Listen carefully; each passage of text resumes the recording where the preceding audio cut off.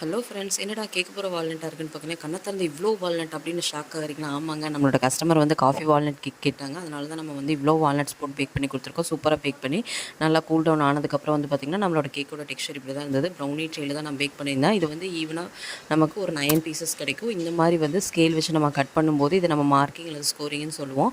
இந்த மாதிரி நம்ம கட் பண்ணிட்டோம் அப்படின்னா பீசஸ் வந்து நமக்கு ஈவனாக கிடைக்கும். ஒரு பீஸ் சின்னது பெருசாக இல்லாமல் நமக்கு ஈவனாக கிடைக்கும். அதுக்காக தான் இந்த டிப் நம்ம ஃபாலோ பண்ணுறோம். நீங்களும் இந்த மாதிரி பேக்கராக இருந்தீங்கன்னா ட்ரை பண்ணி பாருங்கள். அது இல்லாமல் இதில் வந்து வால்நட்டுக்கு பதிலாக நம்ம பாதாம் கூட போட்டுக்கலாம். எவ்வளோ ஒரு சாஃப்ட்டாக இருக்குன்னு பார்த்தீங்களா? இது வந்து ப்ரௌனி பீசஸ் மாதிரி தான் நான் கொடுத்துருந்தேன். கஸ்டமர் அப்படி தான் கேட்டிருந்தாங்க.